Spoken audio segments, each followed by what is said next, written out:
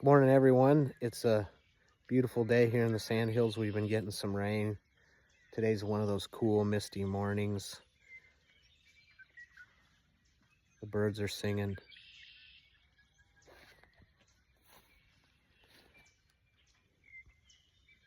And I'm here to check nurse cows. So we're going to show you what our nurse cow setup looks like. So here we are out on our Sandhills rangeland. This is kind of what it looks like this time of year. We had a drought in the fall. Those are the hills out there. Those are the neighbors' cows. Our fence line's just on the other side of that tire tank. You can see it running right along there. And then here we have our nurse cow herd. So we're going to be strip grazing them down this grove of trees. I like to clean up in the trees.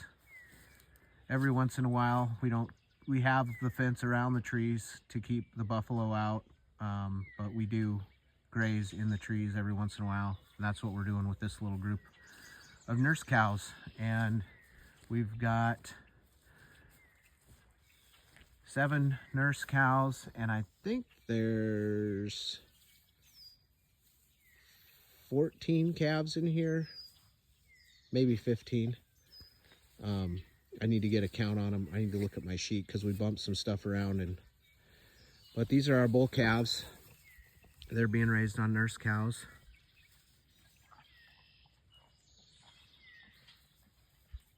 They're just out here learning how to graze and learning how to be part of a herd, learn how to behave themselves so they don't grow up to be spoiled and mean like bull calves raised on a bottle in a calf hut, in confinement, in isolation.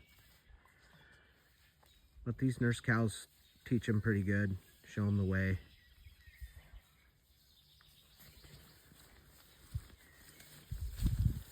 So we've got a barbed wire fence on this side, and then on the other side, you can't see it, there's a high tensile fence, and then we strip graze them there with those little mini reels. And then we've got a portable water tank. This is the I call it the buffalo tank. We have a couple of these. They're really heavy duty metal tanks. They're portable. You can drag them with a 4-wheeler. I'll probably switch out to a plastic tank as I move them further down that way. Got a couple mineral feeders. One we use for apple cider vinegar and the other one we use for our mineral. But it's just teed off. You can see the hose coming off of it here. It's just teed off and it goes, we got it tapped into that tire tank. So we can turn that tire tank on and fill it. And we do that when we have the buffalo or larger groups of cattle out here. But we tee off of it and use above ground pipe to take water out away from the tanks.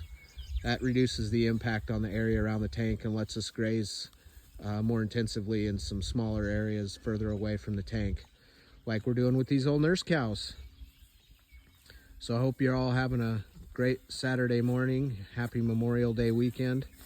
And thank you to all those who serve.